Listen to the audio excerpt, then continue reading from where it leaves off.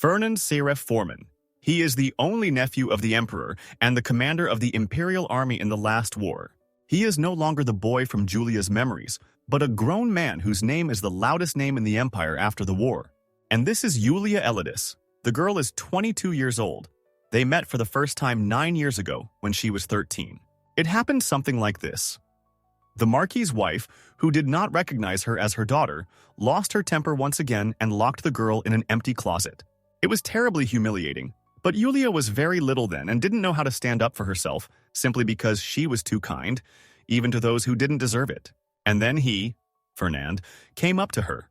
With his actions, the guy made her fall in love with him at first sight, because he acted like a real man. In her eyes, he looked like a hero. And when the guy asked why she was crying, Julia felt for the first time in a long time that someone needed her. And he was also the first person to show that someone's touch could be so warm and pleasant. They went out to sit on the balcony. She was very embarrassed then, and so was he. So it was difficult to start a conversation. The girl didn't know him yet. She asked if she could ask a question, and she was also very worried because she was afraid that he might not be as good as she thought he was. Julia asked him what his name was, and he remembered that he had never introduced himself to her and even apologized for it. Then the guy answered that his name was Fernand, to which she replied that it was a very beautiful name and that it suited him very well. And after that, instead of asking her name, he asked her why she thought he hadn't asked her the same question. The girl said that she had no idea, and he explained that if fate ever brought them together, then he would definitely ask her name, because it would be more interesting. This was their last conversation. Many years have passed since then. During this time, a lot has changed, and they themselves too. Fernand not only became a war hero, but also received lands in the northern Kaiser, as well as the title of Duke. In the end, that noble boy from the distant past became her fiancé, and who would have thought? Naturally, the girl thought it was fate and was so happy that she would marry him. But their life together turned out to be not as colorful as she imagined it to be. It's their most ordinary day.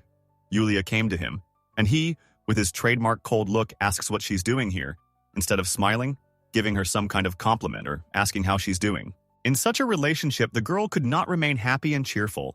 But with all this, she still tries to be the best version of herself for him and a convenient wife. She is the only one of them who can ask how he feels or come to talk in the morning, as it should be in a normal relationship. She told him that she came to say hello, but he doesn't understand what she's trying to achieve by doing this. Fernand seems to see a catch in all her actions. Julia is already tired of repeating that she just wants to be near him and it shouldn't mean anything. But since he was already asking, she replied that she didn't need anything from him. She just came to look at him as a wife. And he says, like this, that she allegedly can't wait to feel like a mistress, but this is not at all what she would like to hear from him. Looks at him as if in a couple more days she would just finally be convinced that becoming his wife was a mistake. Meanwhile, he says that if she wants something, then go ahead, come in, she can remodel the castle. She can buy jewelry or organize receptions. He absolutely doesn't care. With each day, with each word he says, she doesn't have the strength to explain or prove anything, because it's obvious that it's pointless. Julia hoped that he would somehow politely hint that he wanted to be alone. But her husband, as usual, said it straight out as it is. He says that he would not like to see her in the morning, so he asked her not to do this again. His impenetrable face clearly made it clear.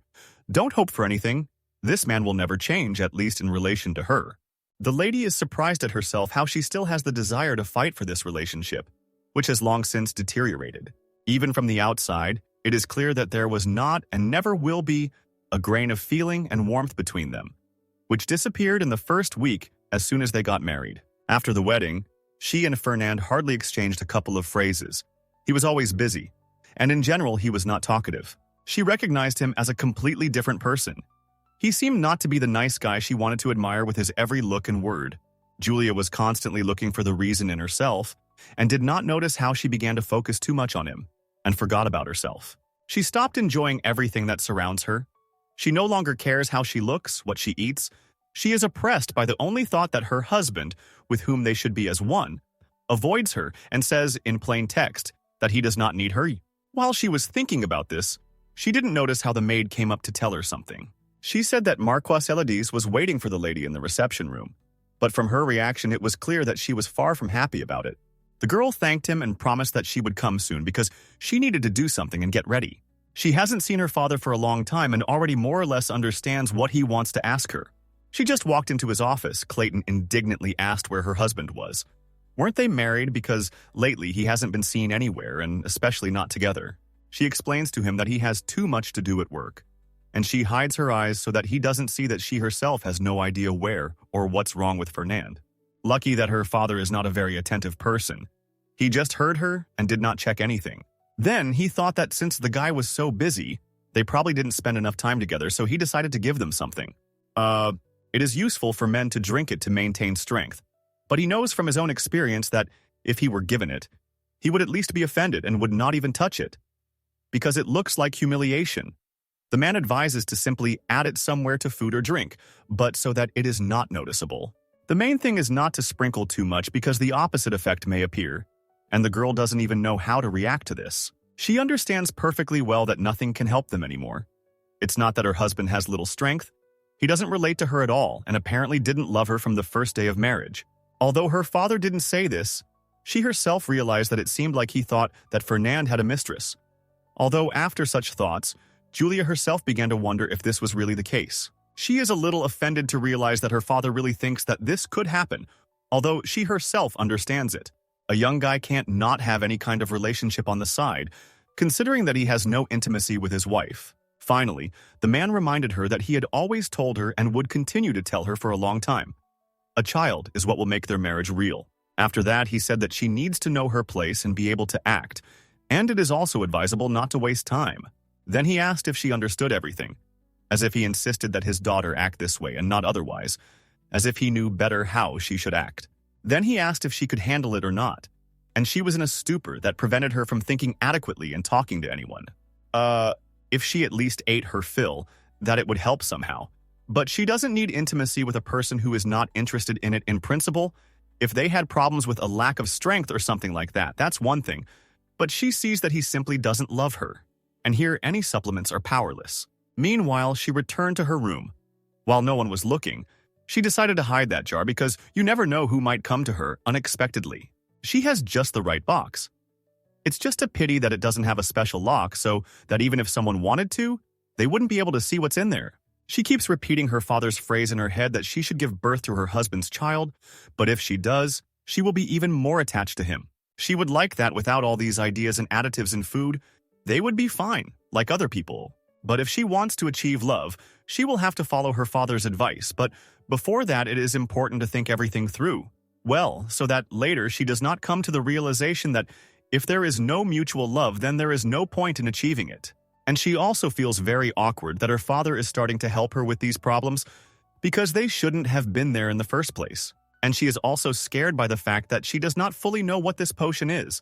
At the very least, she is afraid of poisoning her husband, because it is possible that it may not be exactly what her father says. Something about him makes her wary. All this mystery, secrecy, she is terribly tired of it. She simply has no strength for anything anymore. In any case, before adding this to a person's food, she will definitely call a doctor and check if the contents of this jar are safe.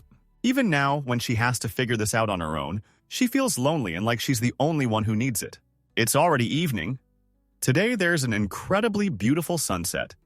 But even this doesn't make me happy, and neither does anything else. Fernand, as usual, works late. Usually he doesn't have any meetings in the evening, but today his wife's father, whom he also hasn't seen for a long time, unexpectedly decided to come to him. Apparently the man missed him so much that he decided to come and see him. But the guy also immediately made it clear to him that he was very busy, so he asked him to be brief. The man was not as shy as his daughter. He laughed slightly and began to take something out of his jacket. Then he said that he understood perfectly well that he was a very busy young man, but he advised not to treat the envoy from His Majesty himself so coldly. The guy didn't even look him in the eye. He just whispered that sending a decrepit marquis across half the empire for the sake of one letter was somehow inappropriate. And he also admitted that in the role of a servant, a man looks very harmonious. It sounded like advice to change profession. This sounded very unpleasant. The man tried his best to restrain himself and after some time answered him. But what can you do, since the only nephew of His Majesty is in no hurry to demonstrate his loyalty to the throne, so you have to use such an old man to somehow restore order. This also sounded a little unpleasant for Fernand, but who else would tell him such a thing except him? It was very timely and correct. Suddenly he will explain something now. Or maybe he will just feel ashamed. The guy replied that the marriage itself with the Marquis's daughter was already more than enough of a display of devotion on his part. And after that he asked the Marquis what else he should do, so that His Majesty would finally be satisfied. The man says that no one knows, but if he has a child with his daughter as soon as possible and produces an heir, His Majesty may recognize his loyalty, and then everyone will certainly be happy. And when this happens, he will be able to go somewhere far away with his daughter, on vacation. After which the man asked if this was not a wonderful reason to get rid of the annoying attention of His Majesty, because in his place, he would have done the same. It turns out that the man is offering him to give up the title as soon as possible. But the guy has some thoughts on this matter. As soon as he resigns, he will immediately dissolve the Supreme Council and begin to direct the heir as it suits him. Meanwhile, the man suggests that he think carefully about his words. And after that, he also explains that he is not suggesting that some outside scoundrel be made the heir. We are talking about transferring the title to his own son. And this is very fair, and in the end, everyone will be happy. The guy says that since His Majesty really insists on this, he cannot disobey and in principle agrees with this proposal. And then the most interesting thing began. Only the man was happy. Fernand says that the most important thing is that the heir has imperial blood, and in principle it doesn't matter who his mother will be. But these words already alarmed the man seriously. He couldn't even imagine that he would hear such a thing during this conversation. He started to get very indignant, asking what he was saying and whether he understood correctly that the guy was going to have a child somewhere on the side, without the participation of his daughter, to which Fernand replied that no matter how you look at it, he would not be able to conceive a child with his daughter, because every time he looks at her, he sees his face, and any desire to get closer to her immediately dies in him. The man doesn't even know what to say to this. He simply has no words, only emotions. The guy meanwhile started to leave and hint that this conversation was over, and he didn't want to hear anything more about it. He leaves calmly, the servants see him off, and Julia's father is not going to let him go just like that because he is not at all happy with the outcome of the conversation. He shouted at the whole office, what is he allowing himself to do? How does he even have the shame to say such a thing? And even looking straight into his eyes. Even the servants were a little scared. They thought that something was about to happen. But for now, the master just walks straight as if nothing was happening. The man is not going to leave this situation just like that.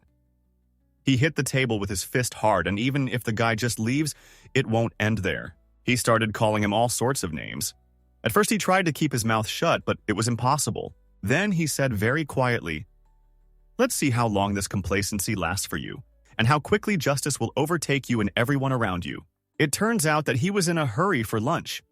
Yesterday, the guy had a very weak dinner, so now he is very hungry and is impatiently waiting for some food. Usually people at the table don't do anything like that, but he can't do it without his documents even now.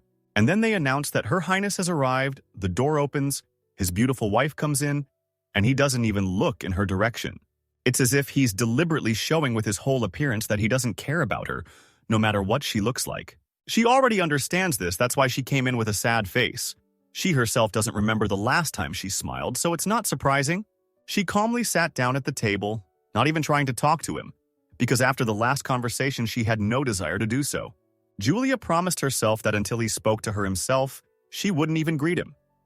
I wonder how long she could hold out like this. Because she's the only one of them who needs communication, and for him, silence is like a gift from her side. The guy, as usual, in his repertoire, very busy, so much so that he didn't even notice at what point food appeared on the table. Meanwhile, the assistant offered to pour the lady some wine, and the girl did not refuse because she just needed to relieve stress. Suddenly, a miracle happened. Her husband spoke to her, but, as could be expected, strictly on business, simply to inform her that he was going to go to the capital soon for an audience with His Majesty's. And after that, he said that she would go with him. Only it was not a question, but a statement. Supposedly, he was not interested in whether she wanted it or not. At first, the lady didn't even understand what it meant. She was calmly eating her dish, and then she understood what it meant. She almost choked, threw her fork away, and asked if this was really the first time she would go somewhere with him, as she had long dreamed of. This is very good news for her, but it is not clear from him that it is mutual. He did not even answer her. She's sitting there all happy, and he's reading the newspaper and hasn't even noticed it, but the way his wife smiles is something wonderful. And then suddenly, Fernand remembered the words of her father. Since the only nephew of His Majesty is in no hurry to demonstrate loyalty to the throne, so they have to use such an old man to somehow restore order. The boy wondered if it wasn't enough that he had been on the brink of death for many years since he was 17, in order to prove his loyalty. He even married the daughter of the Marquis of Elodie, the Emperor's watchdog, a woman he had never seen before and did not desire. Now it's clear why they have such a relationship. He got married only to show something to someone. Meanwhile, the girl noticed that he hadn't eaten anything and was already getting up from the table, so she asked what happened, since she had been silent and hadn't even looked at him. He simply replied that he would leave first, and she didn't understand what that meant. But she agreed anyway. Then she wished him a safe journey, as if she thought he would say something to her about it. Something impossible. Julia remembered that she had promised not to talk to him again, regretted that she had done this, and was slightly upset. She even lost her appetite. Food no longer looks as attractive as before she said goodbye to him. The chef tried hard today. He wanted to surprise them, but in the end no one really tried anything. It's good that he didn't see it. Then she left the table. Julia understands that at night she will most likely want to have a snack, but still, she couldn't force herself to eat anything. Some time passed. They were already together in the Imperial Palace, and of course they came here separately. First he arrived, waited for her, and then Julia. And then they went up to the second floor together. As expected, they greeted His Majesty and Her Majesty and said how glad they were to see them. It's so luxurious inside that even Fernan couldn't help but say that it was a pleasure to be here. This is the Emperor of the Empire, Edward Foreman, and next to him is his wife, the Empress of the Empire, Rosalind Foreman. And in the meantime, the guy doesn't even let his wife say a word. He does it on purpose so that she doesn't say anything unnecessary and doesn't disgrace him. The Emperor asked if the guy and his lady were tired from the journey and suggested they rest a little. Then he turned to the girl and said that the last time he saw her was at a wedding, and that supposedly since then, she had only become more beautiful. Of course, she is very happy to hear this from His Majesty, but she still can't smile. She only answered him that if it were not for his care, she would not live in prosperity, for which she would remain grateful until the end of her life. It is clear that the man is more inclined to talk to the lady than to her husband, because it is somehow much easier with her. He didn't hide it. He said that he didn't envy her regarding her husband's character, because he knew from his own experience how hard it was to deal with him, not to mention living together. It was as if he wanted to tease him with this, but it was clear that he absolutely didn't care about it, no matter what they said about him. For the first time, Julia didn't think about what her husband was thinking right now. She was much more interested in understanding why she felt much more comfortable and calm communicating with the Emperor than with anyone else. At the same time, she understands that he seems kind and sensitive, but only at first glance. And then she wondered why he constantly reminds her of her father. Then she quickly thought about something else. And here time passed so unnoticed that it was already evening outside. It started to get dark unnoticed, and there is also a very beautiful view everywhere, so looking out the window is a pleasure. As expected, the Emperor arranged a whole feast. On the table there was everything, in his usual style. The entire room was filled with an incredible smell of food. Even from afar you can see how fresh and tasty everything is. The Emperor and his wife had already taken their seats, and after that they invited the guests to join in, because they were standing there as if they were afraid to join in without an invitation. The entire Imperial family looks at the guests, and they are somehow as if something is wrong. From the outside, it is very clearly visible. The girl is afraid to say an extra word, and her husband, as usual, is taciturn, and that's how awkward silence occurs. Meanwhile, the man says how good it is to get together after so much time, and in fact, he has been waiting for this moment for a very long time. And his wife says that it's all thanks to the fact that a new person has appeared in the Imperial family. His Majesty replied that this was absolutely true. It was a real stroke of luck that the Duke would take such a modest and well-behaved lady as his wife. She had grown up looking at her devoted father, and therefore, of course, her loyalty to the Imperial family would also be deep. Then he drank his glass of wine down to the bottom in one go, as if he did not feel that there was very much drink in it. After this, Edward said that he had no doubt that the Grand Duchess would bring blessing not only to the family, but also to the state. He is talking about the future child of the newlyweds.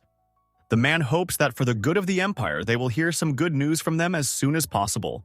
The girl replied that she would try to do everything possible to live up to their expectations, and the emperor was glad to hear it. And then the most silent man of the company, Fernand, joins in and addresses His Majesty. And he says that he didn't even suspect that I was a wife he would like. And after that, a question was asked that seemed unnecessary.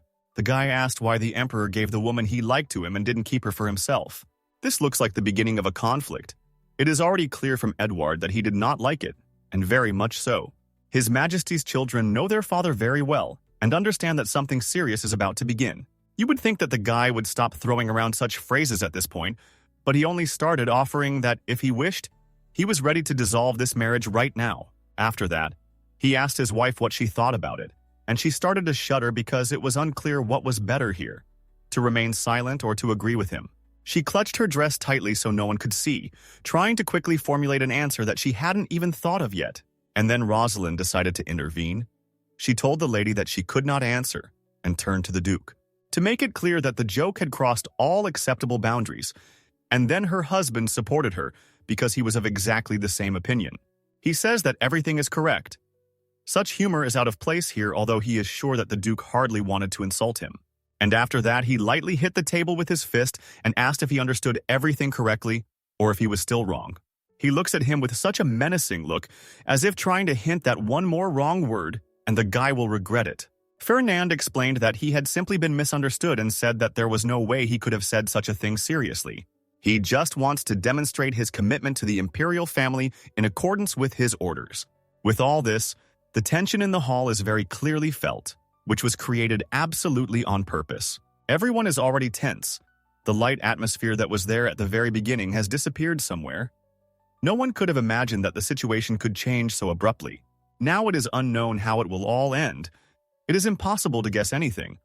Although, what else could be expected from a conversation in which Fernand is present? When he is among people, it never happens that everything goes smoothly and calmly. Everyone was prepared for this. But they did not think that this time he would behave like this. Meanwhile, the next day came. People started coming to visit. There were more and more people with every second. As usual, there are all kinds of snacks and desserts everywhere for every taste and color. They look so beautiful that sometimes people don't even want to eat them. And also, literally almost every girl who meets Julia on the way does not pass by and always compliments her on her appearance. They all heard that she was a beautiful girl, but in life she turned out to be even better for them. Although these words mean nothing to her. She can hear 1,000 compliments, but until someone tells her, these words mean nothing to her. Of course she thanks for the attention, but she still has to force a smile. Every time they tell her something, she remembers that she has never heard anything like that from her husband. And she becomes very sad. So much so that sometimes she even wants to cry. And she is especially offended by his phrase yesterday, when he said that he can divorce her at any moment without any problems. Such words are so painful for any girl that it is impossible to express in words, especially if a person says it in front of everyone. Julia was standing calmly in one place when suddenly a woman ran up to her and began to rejoice at the meeting, and the girl only later realized who it was that approached her. At first, she was a little pleased that someone was reacting to her like that, but then she saw her stepmother and got upset again. She smiles at her and asks how she's doing as if she doesn't hate her with all her soul. Only it is impossible for the Marquis to be allowed to attend the tea party where all the nobles of the capital gather. Julia was so absent-minded that she completely missed this, and in the meantime the woman pretends that she missed her and says that the mansion is very empty without her. But she is happy to see that their beloved daughter is healthy and that she is doing well. For other people it sounded nice, but for Julia, it was absolutely disgusting. Only these two know that there is not a drop of sincerity in these words. And in the meantime, the woman says that she heard from His Majesty the Emperor that the day after tomorrow, except for dinner, she has no plans. So he suggests that she come with the Duke. But this is already the first sign that this could be a real trap, or some kind of vague plan of hers. She replied that she would try to ask him about it, but she could not guarantee that he would agree to it. Then the girl tried to explain in advance that her husband had a lot of things to do, so it was not a fact that he would find at least half an hour free. Only the woman apparently doesn't understand what the problem is, she asks. So what? As if she doesn't care. At this moment, everyone is watching and eavesdropping on them from the side, and Julia decided to say that due to the circumstances, she would probably come alone. It's much easier than going to her husband and hearing him tell her again that he doesn't want to see her. If she hears that, she'll just go crazy or fall into a deep depression. Something will definitely happen to her. For most parents, the birth of a child is a blessing from above.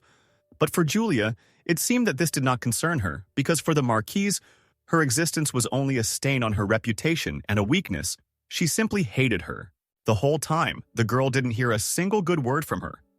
Only reproaches that she wouldn't achieve anything and that there was no meaning in her life. Every time Julia offended happy parents and their child, She was jealous and understood that she would never have this again. She could only watch this from the sidelines. Her emotions then were such that they simply cannot be described in words. Even instead of her name, she heard from her something like empty space and all that stuff. And she also said these words with such disgust, as if the girl had once done something so bad to her that she became her enemy. She constantly urged her to know her place, and not a single day went by without the girl apologizing for something. From the very first day of their meeting, the Marquise did not recognize her as her daughter. It was obvious. But then the girl could not even imagine what awaited her next. Living with this man in the same house? She was terribly disgusted to call her mom. Julia really felt like a nobody, and her stepmother tried very hard to make it so. While the woman was constantly walking with her friends and going shopping, the child was sitting in the room, cried and hated everything that was happening to him day after day, because it was not life, but a real hell. His Highness, although he does not love her, but he gives her a roof over her head. And this time he even invited her to the Imperial Palace, so she does not want to contradict him even for trifles, and doesn't want their already bad relationship to get even worse, although it would seem much worse than it is now. Suddenly the woman seemed to listen to her for the first time and said that, of course it was sad that she would not deign to devote time to them. But nothing can be done after all. It is a very tense season now, especially since it is enough that she saw the face of her beloved daughter. Julia hears these words. She literally freezes in one place because she doesn't even know how to react to this. Suddenly, the woman grabs her by the hand and says that she has a fan in her carriage that she brought for tea and offers to go get it right now. And she also said that she couldn't carry it alone. Julia was already tense because all this sounded somehow strange, even too much. The girl didn't resist. Even though she really didn't want to, she still went with her, and other people started discussing how everyone should have such warm relationships with their parents, not knowing that they only see a pretty picture, but inside everything is much sadder. They call them role models, but if they only knew what was behind all this, they wouldn't say so. Meanwhile, they just moved away to where there are no people. The woman immediately showed her true face, which is already much more familiar. She started pushing the girl with her feet, hit her with a sharp heel, and even laughed, as if she was happy that she managed to deceive her. At that moment, Julia didn't even have time to react. She hit herself hard, and also got confused because her stepmother, as usual, changed her behavior very abruptly, although at the same time, it was expected. Julia is angry with herself that she was too relaxed and did not foresee that everything would happen like this. Suddenly, the woman notices that they are not alone here. She saw two guys from the security and began to hope that they did not notice anything. Just in case they did see something, she specifically called Julia daughter and asked in a sweet voice why she was falling. Then she says, "She's already quite grown up, and you still need to keep an eye on yourself, but already, quickly, take your mother's hand and get up." The girl was so disgusted by these words that she would do anything now just to avoid hearing them. The stepmother gives her her hand, waiting for the lady to take it, but she does not do this and thus only angers this actress. Then the woman quietly told her to take her hand while she spoke nicely. And the girl at that moment was thinking about what she should do better. She was so confused that she still agreed to do as she suggested. Although, if she had a little more time, maybe she would have done it differently. Words cannot express how unpleasant it is for her to do this. But in this situation, there is no other choice yet. After all, for now, it is better not to anger this person unnecessarily. The stepmother roughly grabs her hand, although since she is trying to look kind and caring, she could have taken it easier. While Julia listens to her attentively, she tells her that she initially had no such option as not bringing him, so she advises her not to behave so impudently and to invite the Duke anyway. She also reminded that a lady must obediently fulfill her role. Simply do what she is told and not contradict. According to her, this is the only reason she is still alive. Julia is only useful because she can carry out orders as long as she has the health to do so. It's amazing to watch her change her facial expression and say such horrible things. But Julia isn't even surprised anymore. She's seen worse things in so many years, but sooner or later she'll have to deal with this because it can't go on like this any longer. Meanwhile, the next day came. The girl, as soon as she woke up, immediately climbed in and came to His Highness. But she was a little unlucky because he was not there.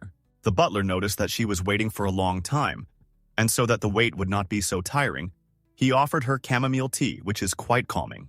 She thanked him for this, and said that he was very timely, and then asked if he by any chance knew when His Highness would return. The guy says he can't say for sure, but the gentleman left early in the morning and should be arriving soon. That's all he can help her with.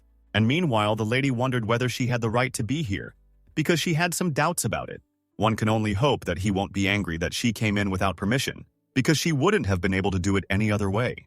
Julia remembered her stepmother's words. You didn't have the option of not bringing him, so don't act so impudent and invite him. The girl drank the first cup. They brought her a second one. Time is passing, and if someone doesn't show up soon, she'll just fall asleep here. Chamomile tea really does calm her down. She can barely restrain herself from lying down somewhere. Before, it seemed to her that waiting no longer tired her, but for some reason today it seemed especially long. Meanwhile, the Duke is talking to the Crown Prince over a cup of tea. He asks him to tell the truth. Why this time, on the day of the founding of the Empire, did he entrust the protection of the capital to him and not to the guard? He just thought it would be like this. It turned out differently. The guy wants to make sure the prince didn't do it because he wanted to see him bend over backwards to protect the emperor. The prince answers him that Fernand is also part of the imperial family and he cannot entrust the safety of his majesty to ordinary knights. After that, the guy just stood up, didn't say anything, and made it clear that he was going to leave. The prince finally told him that he would be grateful if he received a positive response to the proposal. Naturally, no one answered him. The prince was basically used to his behavior, but each time it goes beyond all bounds. The guy has such a bad character that even those who have known him for a long time still can't get used to it. Finally, the gentleman came home. Today he was a little late, so no one even knew approximately when to expect him. He walks down the corridor and literally a few meters away there are two servants talking to each other. They discuss his wife. The main thing is that they don't spoil his mood with her name. That can happen too. He comes closer and closer and hears them talking about how the lady has been doing lately. The girl says that in the morning the lady was very pale. She wrapped her up warmer and then sent her to bed, but her soul is still uneasy. She thinks that it is probably better to call a doctor, and her colleague says that he was just talking and brought her chamomile tea, but also noticed that it didn't really help. The maid praised Kevin and then did something that the master shouldn't have seen. If she had only known that he was looking at them, she would never have done that. At that moment, he just passes by them, but they don't notice him and almost lose consciousness because they didn't expect to see him right now. They felt terribly ashamed, and he crept up so quietly that they would not have noticed him, even though everything that happens between them is only their business and their personal life. But it still turned out somehow awkward.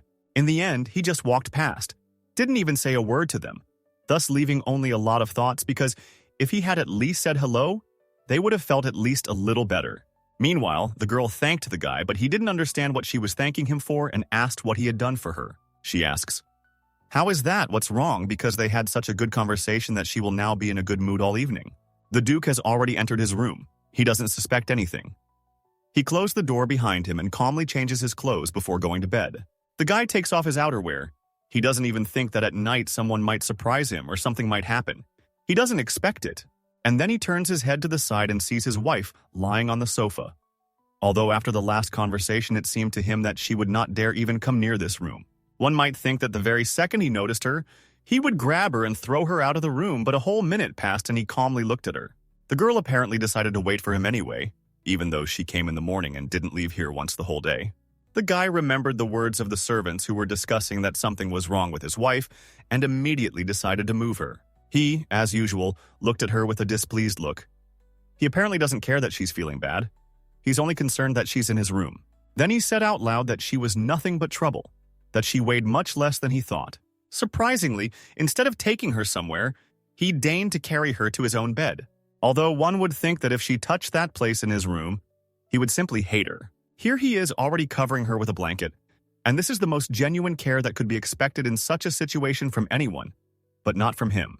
It was more likely that he would throw her out of the room in any condition, but it was impossible to assume that he would do exactly that.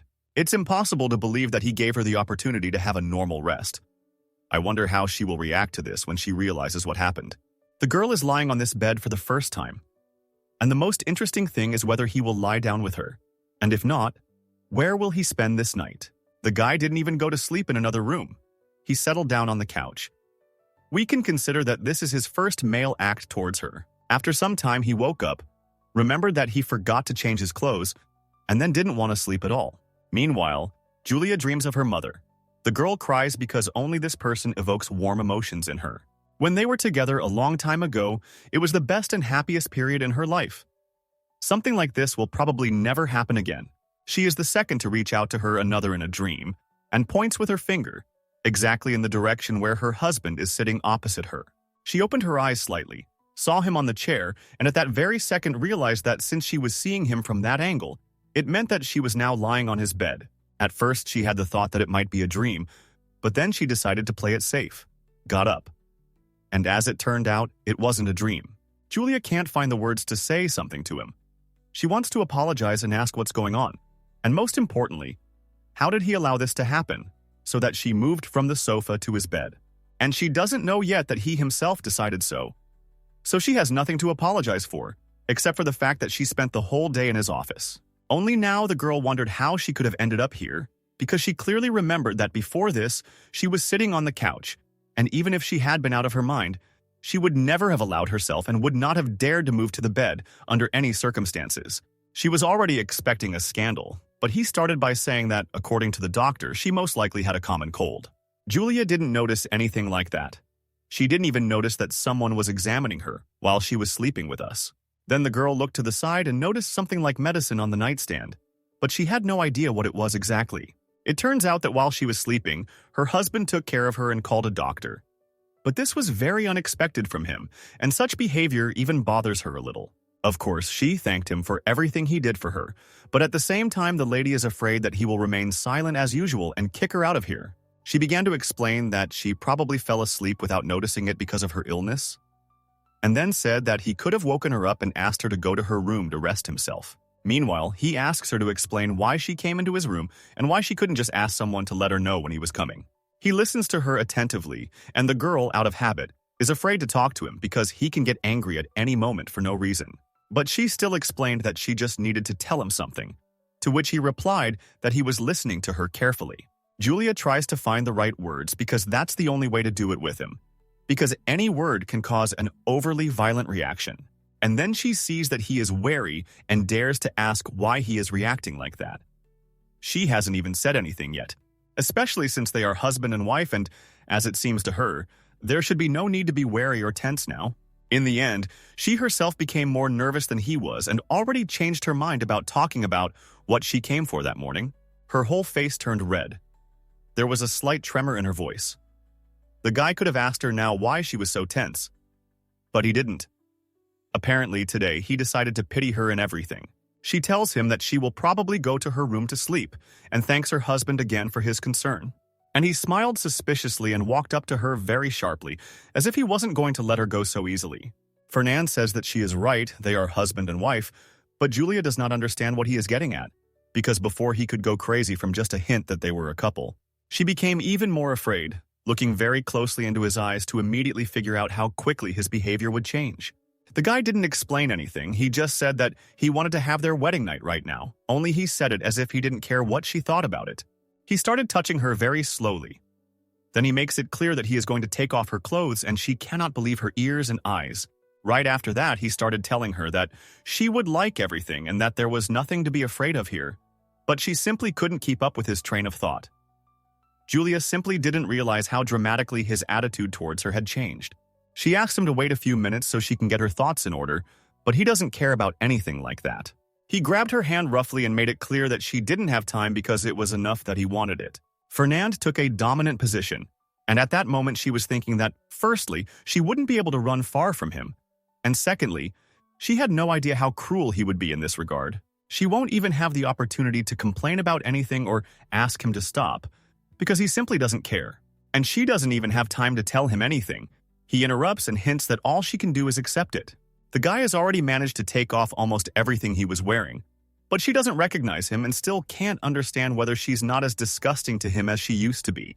Before he got angry even when he saw her on the horizon, but now he suddenly grabs her hands and doesn't let go. Meanwhile, he asks what's wrong with her face and whether she really meant this by the phrase, husband and wife. The girl found an opportunity to put in a few words because she thought that maybe it would somehow stop him. She explains that she actually just came to talk to him and most likely he just misunderstood her. Julia is trying to make it clear that she wasn't interested in what he was thinking, but the guy reacts as if everything was clear and he couldn't be wrong. Since he was already listening to her attentively, Julia asked if he by any chance had the desire and time to go with her to his home, because the stepmother asked them to come together and hinted that if the girl came alone, she would be very unhappy. After this, Julia tells him that if he can't do it, then it's okay. She'll try to come up with something, because she wants to protect him no matter what, and she started getting dressed and is already getting ready to leave. She thought that he would not answer her, wished her good night, and began to think about how to justify herself to her stepmother. The girl had already put on her shoes, opened the door, and wasn't expecting anything, when suddenly he ran up to her very quickly. He grabbed her by the waist, pressed her closer to him, then dragged her onto the bed. This time it wasn't so scary. The lady asks what it means. She is already sweating because her husband is too unpredictable today. Suddenly he suggested that she stay here, and he himself was going to leave. But it is not yet clear why he is doing this. Julia has no idea what to answer him to this because she doesn't know what it means and why he suddenly started paying so much attention to her. Without waiting for a single word from her, he silently began to do as he wanted, because if she had been categorically against it, she would have definitely said something by now. You can tell she wants to say or ask something, but she doesn't do it so as not to ruin anything. Her husband started to get dressed, and only now did she decide to ask why he was suddenly like this. Something he had never been like towards her. He just said that she can think whatever she wants, but he can't answer that yet. The gentleman went out into the corridor. He was met by the maid, and since she was there, he decided to ask her for something, so that she would call another doctor to his wife in the morning. He wants to know how she feels, although even his assistant hears this from him and cannot believe her ears. Usually he didn't want to hear anything about this person, but suddenly there was so much care and time, and at a time when he could be resting. Meanwhile, the girl is left alone. She is alone with her thoughts, which apparently will not give her peace until the morning. She constantly thinks that she is sleeping. His Highness took care of the medicine, caught her when she fell and laid her on the bed. This is something out of the world of fantasy, and she thought all her life that he was not capable of such a thing. But as it turns out, he can be normal. Only something tells her that all this is not just like that. There must obviously be some kind of catch in his behavior. Although there was no love in his gaze, there was a bottomless sadness hidden in it. Julia doesn't know what he was thinking about, but she hopes that someday he will remember her, that same girl he used to run after. She herself remembers that period of her life as something pleasant and bright, but who would have thought then that everything would turn out like this? As strange as it may sound coming from his wife, today she learned that it is very warm in his arms. It seems to her as if he is somewhere nearby even now. She wants that if this is a dream, then let it be eternal. Meanwhile, the guy came to take a shower because he wants to wash away everything that happened to him that day. And he can't get one of her phrases out of his head, which touched him a little at the same time. Made him laugh, namely, when she said that she wanted to protect him. And he now thinks to himself that if she heard herself from the outside, she would also laugh. At the same time, she still seems too irritating to him. It's just strange that it was the same before, but he really didn't think about her. And now all his thoughts are only about his wife and everything else connected with her. Several hours passed. The girl also woke up and quickly put herself in order, and in the meantime, they were already going somewhere in a carriage. It's impossible for that to happen, but it looks like the Duke did agree to go with her, and if that's the case, then that probably means something. It would be great if they talked to him about something, but she already wants too much from him. Apparently, she forgot how he treated her a couple of days ago. Then, he wouldn't even sit in the same carriage with her. So she has to be content with the fact that at least he doesn't grimace when looking into her eyes. At first he behaved normally, but then for some reason he started turning away as if he wanted to show that he was offended. Initially it was something like this. The girl didn't have any hopes, was getting ready to leave for her home, and suddenly an assistant came up to her to tell her that His Highness the Grand Duke had finished his morning business to convey that he would accompany her. Meanwhile, Fernand deigned to ask how she feels, and it feels like some kind of luxury. She immediately became happy, replied that she felt great, and thanked him for his concern because she couldn't even imagine that he might be interested in this. After that, the girl said that it was all thanks to his care, otherwise she would still be lying in bed. Probably because Julia is now in the company of her husband. Even the weather seems especially clear and colorful. Now she only wants one thing, for this day to continue as calmly and well as it began. And in the meantime, time flew by surprisingly unnoticed, and now they have already arrived at their destination. The father went out to the street in advance to meet them, although he did not even expect that his daughter would not be alone. He said that he was very pleased about this. Before they had time to say hello, the guy immediately warned them that they would not be here for long. After all, work does not wait. And he also said directly that he was unhappy that the man knew how busy he was and still ordered him to come through his wife, thinking that no one would understand. The girl's father pretended he didn't hear it. He no longer cared how his wife had made them come. The main thing was that they were here. After that, he said that since they couldn't treat them to lunch, they could at least enjoy tea in the garden. And besides, their pastry chef had just returned from vacation. He asked his daughter to take the Grand Duke inside and show him the mansion while everything was being prepared. And as soon as the food was on the table, he would call them immediately. Julia and Fernand had already entered the mansion. The girl began the tour from the first floor. There are a lot of portraits collected here. After that, she started to tell that her mother treasured this place more than anything in the world and put a lot of effort into it, so no one was allowed to enter here. Then they came to one particular portrait that was a little difficult for her to look at, because it depicted the period of her life when she was last happy. This portrait was created for guests who come to the mansion, and the initiator was her mother. The woman could not stop admiring her daughter and collected everything connected with her, especially images in any forms. But when my father's second wife, the Marquise, appeared in this house, she said from the first day that she wanted to hang something else here. The lady sometimes glances at her husband to understand whether he is interested or not, because there is a high probability that he is following her only out of politeness, unexpectedly. But now he looks like he is really interested in everything that is happening now. And in the meantime, she tells him that it may seem impolite, but she would like to ask him something. She had just said a few words when an assistant ran up to her to say that they could now approach the table, because everything is already ready. And he also said that he took part in the cooking today, so he is especially interested to know whether they will like the sweets or not. Julia thanked her and started walking towards the right room, but her husband didn't hear what she wanted to ask, so he stopped her so she could finish. The girl already thought that he was not interested.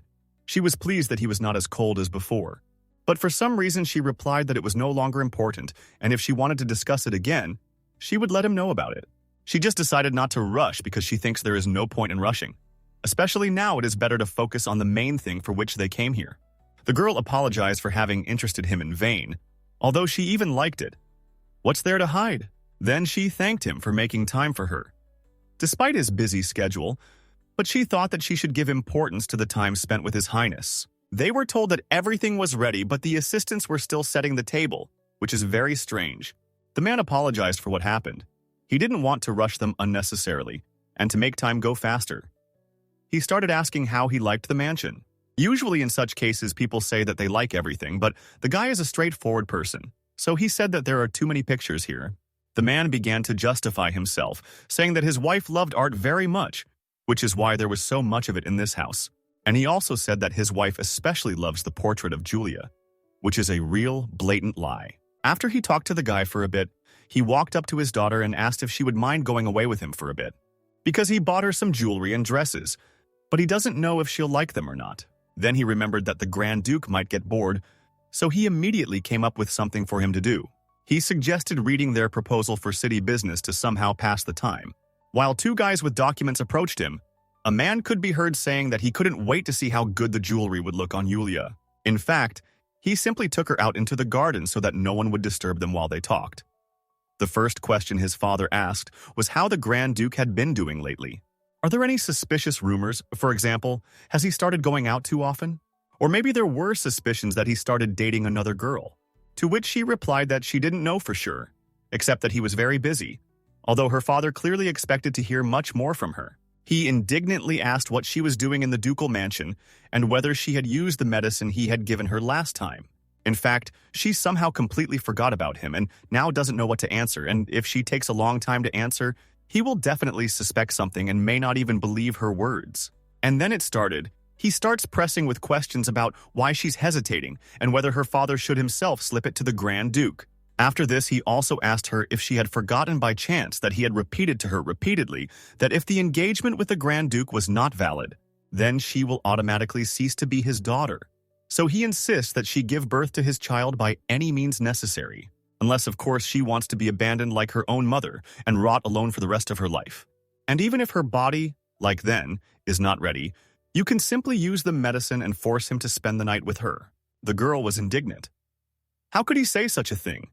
She was very much offended by his phrase, namely, how then? Then he suggested not to concentrate on it because in any case, no matter how strong his body was, if the guy took the potion, everything would happen by itself.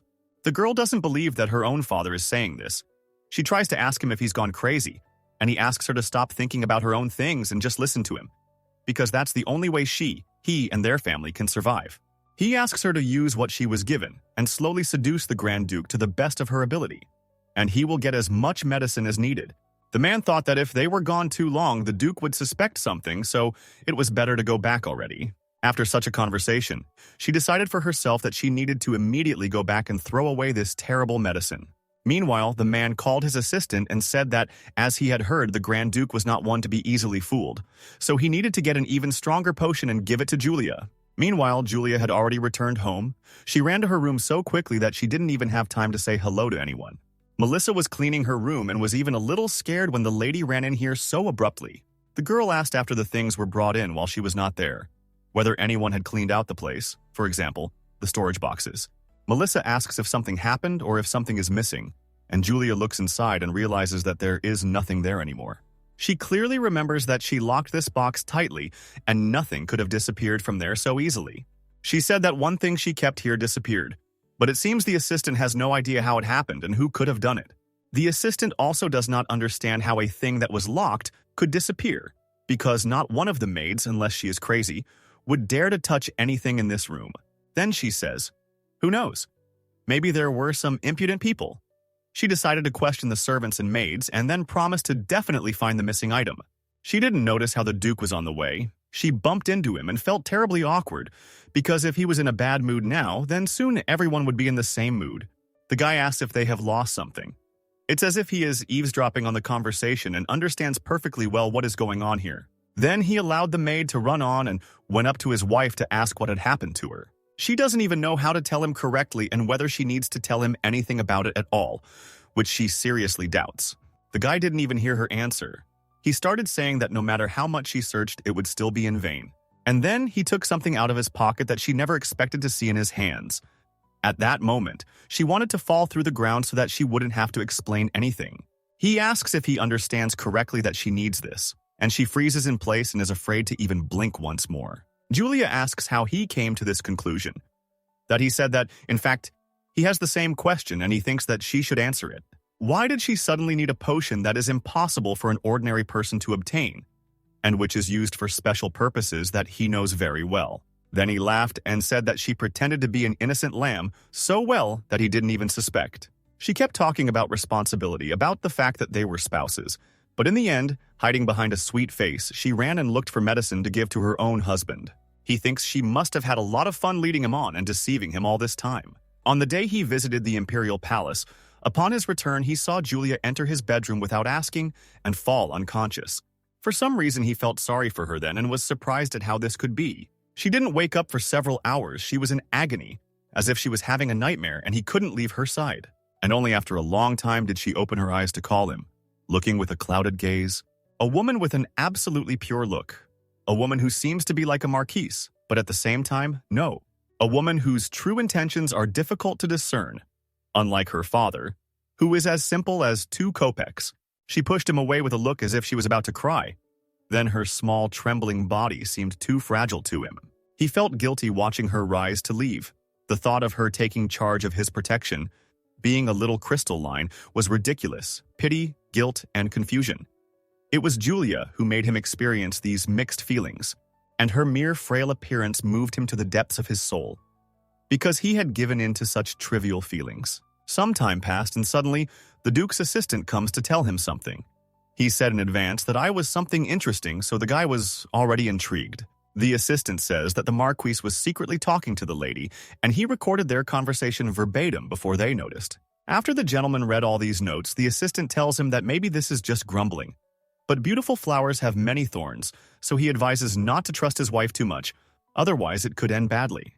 And then he even allowed himself to call the girl a cunning and terrible woman, as well as a person who holds the most dangerous blade aimed at His Highness. The guy has never heard anything like this before. He doesn't even know what to think about it, and he didn't really answer because he probably had the same opinion about her, and it doesn't surprise him. Then he said that he would probably go first, and his assistant wished him a safe journey. Jar contained. The assistant said that this remedy is usually used for those who, so to speak, do not have enough male strength, but it also contains a strong component that can create hallucinations. It is quite a dangerous substance that is secretly distributed among some aristocrats, and it must have been difficult to obtain. So the assistant is even interested to know where the master got it. And the guy doesn't even know what to say to this. He's ashamed to tell the truth because, who knows, maybe they'll secretly start laughing at him. Because to find yourself in such a situation is very shameful, especially for such a respected and famous person as he is. What he had just heard was not surprising. He felt stupid for having succumbed to her influence for a moment, and tried to believe it at least a little, but strangely enough, when her mask was torn off, his soul felt lighter. He would like to know how many people she has already deceived, although he himself almost succumbed to her influence. Now he was determined to never again allow himself to be fooled by such tricks. After all, even the slightest feeling that he had for her has now faded and will never appear again. At least he is sure of it. Meanwhile, she tries to catch up with him to explain everything, because it turns out that he mistakenly thinks that she is some kind of traitor. Here she has already caught up with him. Her heart is beating terribly. Panic has set in. Her head is spinning, because if nothing is fixed now, she will forever remain his enemy, and absolutely undeservedly so. She says she knows it's hard to believe, but she never intended to use the medicine, and she also intended to throw it away as soon as she entered the mansion. Her throat is so dry that she can't speak properly, and she needs to explain in more detail so that His Highness will forgive her. He told her coldly, pleased, because now it doesn't matter to him at all. What matters is that from now on he has no reason to respect her. Then he started walking very quickly somewhere, already closing the door behind him, and she barely managed to catch up with him. At the very last moment, she did not have time to go in with him. The girl even felt for a moment as if she was really guilty before him. She is very offended to look at this closed door. He did not give her a single chance, although what can we talk about if she herself would have done the same in his place? She would not have been interested in listening to any explanations either. But being in her place, it was really offensive that she was against her father's idea, did not want to harm her husband. And everything turned out in such a way that the Duke misunderstood everything. Julia imagined how wonderful everything could have been if he had listened to her and found out that she really didn't wish him harm. He would start to treat her better, stop perceiving her as an enemy, but in reality, everything turned out exactly the opposite. Tears began to appear in her eyes. Darkness appeared in her eyes, and after that, the girl completely lost control of herself. Her body switched off. It was lucky that one of the servants was nearby, otherwise she would have been lying here for who knows how long. The assistant came up. She was so scared for her that she was going to lie down next to her now because it looked scary. She tries to talk to her, but the lady is unconscious. She hears nothing and sees nothing. There haven't been such situations here for a long time, so the assistant has forgotten how she should act correctly. The next day has come. Julia can't think of anything else. She wants to apologize to her husband and make him understand her. She woke up early, put on whatever came to hand, and was already sitting on the steps, so that as soon as he appeared in the corridor, she would immediately run up to him. Meanwhile, she begs him to stop at least for a little while and talk to her.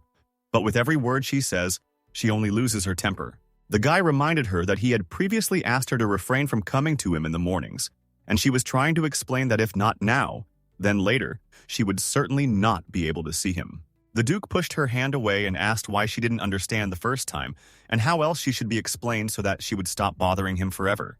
Then he said that if she hadn't realized it yet, he no longer intended to respect her, so he advised her to stop her tricks and sit quietly in the bedroom. He pushed her away from himself as best he could. Julia returned to the same place, cried, and then tried to calm herself with the thought that tears wouldn't solve anything anyway. She thought that she should first read the ledgers and inspect the inside of the castle to see if anything needed to be fixed. She doesn't know what to do next, but right now the best thing she can do is to be as useful to His Majesty as possible. It remains to be hoped that everything will work out, and as soon as there is a chance, they will definitely discuss everything with him, because she is sure that His Majesty has a kind heart. If it weren't so, he wouldn't have taken care of her when it was needed. Thanks to this incident, she found out that he was only so cold on the outside, but inside he still had something good. Julia calmly walks down the corridor, trying not to think about anything bad, but everything bad seems to be attracted to her. Wherever she is, the girl accidentally overheard the maids discussing that the master probably has a mistress hidden somewhere. Otherwise, how can we explain that he hasn't appeared for 2 months, and if he does return home, it's only for a short time? They are discussing it so actively that they haven't even checked to see if there is anyone who could overhear their conversation. Meanwhile, another one of them says that even if this is true, he is unlikely to want to return home, where there is nothing interesting, or rather, no one. The third says that it is a pity, His Majesty, to have to receive unsolicited love from someone who is a thorn in the side. It is impossible to even describe how Julia feels at this moment. Everything is clear here without explanations. And they also discuss how good they lived here when there was no Grand Duchess. After that, the girl could not stand it anymore. She left, because if she hears anything else about this, she will close herself off for a long time and will not want to do anything at all. As the lady ran away, she also heard those girls saying that it would be better if she disappeared somewhere quickly or never left the room at all. It was as if they were deliberately discussing it loudly so that she would hear every word and know what they were thinking about her. Meanwhile, Melissa is doing her hair in front of the mirror, and at that moment the girl decided to take the opportunity to ask when His Highness will return. Melissa didn't have time to answer, and the girl was already afraid that he wouldn't show up at all, especially after what happened. The assistant is sure that the gentleman is probably just very busy. He used to come at night too when things piled up. She has been working here for a very long time, so she asks you to trust her and not worry about this. After this, Melissa suddenly asks if the lady has any plans for today, and Yulia doesn't even know what she means by that. The girl says that she just wanted to read books in the office. She has been preparing for this for a long time, but she still can't sit down to read them because she immediately gets sleepy. Melissa asks how about a walk around the city because, as far as she remembers, the lady never got to see the surrounding area that time. The lady asks if Melissa has finished her work, to which she replies that serving the Grand Duchess is the greatest thing possible. And since Julia agrees, Melissa is already in a hurry to call the carriage. Maybe such a spontaneous walk is just what she needed. She could have some fun and clear her head from all these thoughts. Meanwhile, Fernand is busy with his work. He called his subordinate to him to find out how the smuggling case is progressing. Lloyd replied that they were still investigating the details, so he didn't have much information yet. It will take some time, but soon a full list of transactions and group members will be compiled. From what has been revealed so far, they are on the trail of a large organization that is selling a powerful aphrodisiac in the red light district. They are getting aristocrats like the Marquis Elodis hooked on the drug and then supplying them with the required amount.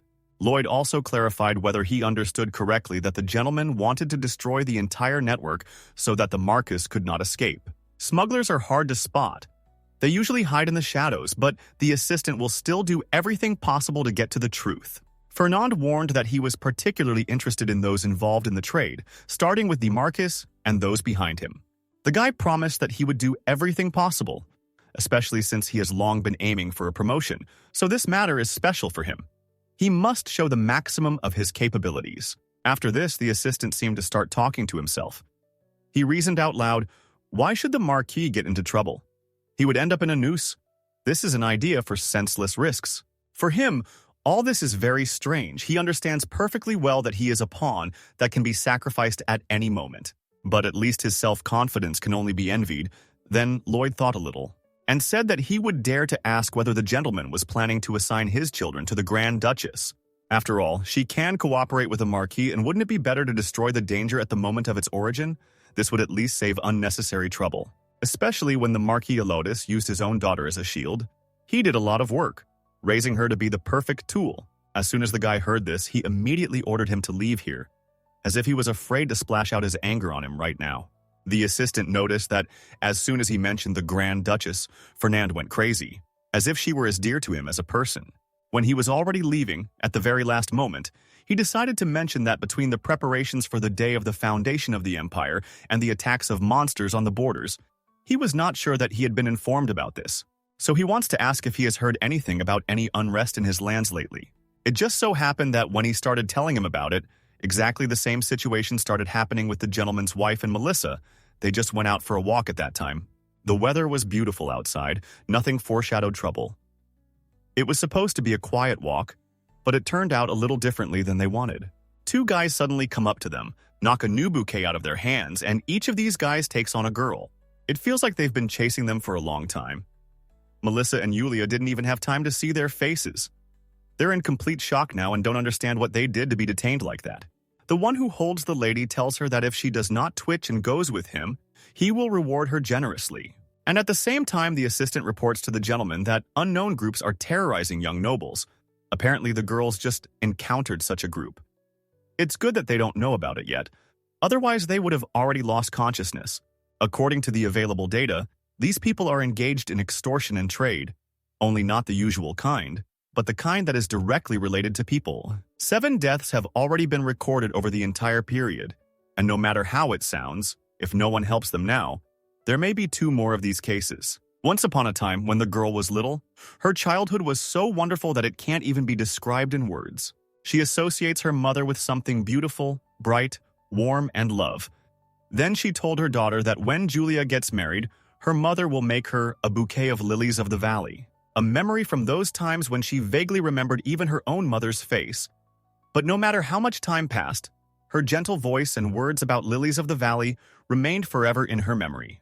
When the girls were passing by the flower stand, the assistant noticed the lady looking at them and asked if she really liked something that much. She replied that she had really liked lilies of the valley for a long time, and in that case, Melissa suggested buying a small bouquet to brighten up the day even more. At first, she refused, but Melissa insisted because she saw how Julia looked at them with sad eyes. Then she plans to walk around the street shops and have a bite to eat together to relieve all the accumulated fatigue. She just understands that if not now and not with her, then never and with no one. Julia agreed very quickly because she understood that her assistant would definitely not leave her alone. If she had something in mind, she would see it through to the end. They ended up buying a ton of stuff and realized too late that they should have taken a porter with them. They had bought so much that they couldn't handle it with 4 hands. It so happened that when they were arguing about who would carry the heaviest thing, one of those guys noticed them and quietly came closer and closer. Then, they pushed the 2 of them so hard that everything that was in the bags fell out. It's good that there was nothing edible in there, otherwise all the food would have spoiled. Julia asked how Melissa was feeling because she thought the man was careless, and she didn't even think it was done on purpose. The girl asked her assistant not to worry about things because the main thing is that she doesn't get hurt anywhere. They didn't even really notice that man. And they weren't going to tell him anything either because, again, they thought it was an accident. When they were discussing what to do now, they turned their heads to the side and saw that he was not going anywhere and was looking at them strangely. Meanwhile, Fernand is still in contact with that assistant. They apparently can't break up. The gentleman noticed that the atmosphere in the estates was downright unsettled, and Lloyd said that it was because a lot of people had arrived in anticipation of the founding celebration, and also because of the unrest with the monsters on the border. Refugees were flocking here. In that case, the gentleman asked to make a list of the newly arrived and the traders first of all. It just so happened that at that moment they were passing by the same place where the girls ran into those people. The guy accidentally looked to the side and noticed that there were some things and a bouquet of flowers lying on the floor. At first it made him wary, but then he thought that anything could have happened and decided not to be distracted by other people's problems. Meanwhile, these 2 are still holding the girls. One of them says that if they had kept quiet, he would have treated them kindly. But now they themselves are to blame for everything. Julia started to struggle. She thought that she might succeed, but he squeezed her even tighter and ordered her not to twitch. Otherwise, she would ruin something. She had already mentally begun to hope that someone would help, but there was no one around and she couldn't even scream. Just as the girl had come to terms with the fact that she and her assistant were trapped and it was unknown what would happen to them next, a miracle happened. By some miracle, her husband found her. He came up from behind and kicked this hooligan who dared to touch his wife. The guy started to get indignant, who dared to push him, started to turn around, only now he clearly has no idea who he will see in front of him. He just saw the blade of the sword, immediately understood everything, and fell silent. And the girl, meanwhile, feels ambiguous, because after the last conversation, she thought that even if her husband saw this, he would just pass by and would not care about her. She already thought that he would never do something like that, but as it turned out, miracles still exist in her life for sure. While the guy is dealing with that bully, he asks her to explain what she did here and why he didn't know anything about it. After all, if it weren't for those scattered things that he once saw and recognized from her, he would never have guessed that she was in some kind of trouble. One would think that he would be gentle with her, but the guy is upset that his words seemed like empty words to her, although he recently told her to sit quietly in the room. She tried to explain that she went out for a short walk to get some fresh air, but her legs started hurting badly and Julia didn't have time to finish again. She didn't think it would happen. She started to fall because there was nothing to hold on to. Suddenly, he was able to help her again. The guy caught her at the very last moment and said that she was always having some kind of adventure and he was tired of being on guard. After this, he asked his assistant to call a carriage and collect all the things that were lying on the floor and hand them over to the guards. The carriage arrived literally in a couple of minutes, much faster than usual, probably because it was his request. Fernand sat her down on the seat and asked how she was feeling, and this was the first such question from him that she had heard in all the time they had been married. The girl remembered her assistant. She just wanted to say that she didn't come here alone. The guy found Melissa and asked her to return to the estate. It's strange that he didn't let her get into the carriage too. Julia felt very awkward because she would return in comfortable conditions. And the assistant, it was unclear how. And then she thought that if fate had brought them together again, then she should take advantage of this opportunity and ask that very question. She asked him directly if it was true that he wasn't returning to the mansion because of her, even though she knew that he probably wasn't happy to hear that from her. Julia thought he would ignore her or come up with something, but he asked what she meant, as if he didn't mind discussing it. She tells him that she was just worried about that incident with the aphrodisiac. After all, it was her fault, and His Highness had every reason to misunderstand. She explained that she never really thought of harming him, as strange as it may sound, to which he replied that she seemed to be confused about something, because he was not mistaken about her. And if she is interested in knowing the reason for such an attitude towards her, then so be it. He is ready to answer her questions. It's all very simple, even simpler than she could have imagined. And the point is that he didn't want to marry her in the first place. That's the reason why everything is so complicated in this relationship. These words hurt her so much that she even felt physical pain, because she had never heard anything more terrible than this. She wants to ask him a lot of things, but she can't, because it's as if she's lost the gift of speech. She's become so resentful that her body itself can't communicate with him. This means that she always hoped, no matter what, that he had some feelings for her. But they were not there from the beginning. It was impossible to expect, but she says the following, that she liked him from the very beginning, and so much so that she did not love anyone else as much as him, except for her mother. Of course, she then saw the meaning of her life in him, dreamed of a future together, and could not even imagine that even if they got married, that everything would happen exactly like this. Then she tells him that she is now trying to be completely sincere with him. Julia did not even have time to finish what she wanted. He interrupted her and told her that she was still delusional and that her feelings were of absolutely no use to him, whether she liked it or not. And then he just walked away as if nothing had happened. It is impossible to even predict what will come of this, how they will live on, because he told her the whole truth and now has the full moral right not to be at home as much as he wants. And he won't even have to justify it, because she will understand everything. A few days later, 3 days before the founding festival, a meeting with the Emperor and Empress is scheduled for that day. The girl greeted Her Majesty the Empress and Her Highness the Crown Princess. And the woman thought that the girl must be tired from the journey and offered to come in and sit down, as if she knew what hospitality was. And in the meantime, they ask why her husband is not with her. And the girl hates this question the most because when she leaves home, this is the first thing they ask her. She replied that Fernand was just very busy, so she arrived early because she couldn't say that they had an unclear relationship, so he wasn't here. The girl for some reason promised that he would be there on the day of the holiday, although in fact, since the day she saw him last, he never returned to the estate, so it's a bit wrong to promise that he will because he never said anything like that. After that, the woman said that she heard that the unrest with the monsters on the border was only getting worse. Then the absence of the Grand Duke was quite understandable, and they understood everything. And she also thinks that this may even be for the best, because sometimes it is useful to spend time only in female company. Then she was invited to go further. The Empress ordered tea and snacks to be prepared, but trying anything here was quite a risk. As expected, Yulia thanked for the hospitality, for understanding, and also for the treats. This means that she is a valuable guest here, otherwise none of this would have happened. The table is really very beautiful. Although there is not much of everything here, it is very fresh and fragrant. Julia asks the Crown Princess how she is feeling, to which the girl replies that the morning sickness has almost passed, so she feels much better. And she also said that, nevertheless, in her opinion, the Grand Duchess looked worse than she did. But she probably didn't think about how ugly that sounded. Not only did she misinterpret what she wanted to convey, she also continued with the words, "You seem even thinner than the last time we met," and then asked if she was eating well. Then she didn't even give her a chance to answer. She began to assume that the Grand Duchess must have a lot of worries that were gnawing at her from within, and then asked the girl if she didn't mind. Would she like to join them with Veronica at the evening mass? Only Julia didn't understand what that word meant, and asked what it meant.